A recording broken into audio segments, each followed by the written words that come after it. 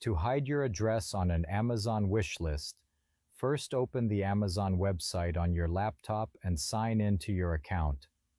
Next, move your mouse over Account and Lists in the top right corner and click your lists. Find the wish list you want to change and open it. Once the list is open, look for the More or Manage List option near the top of the page and click it to open your list settings. Find the Shipping Address section and review the privacy options available.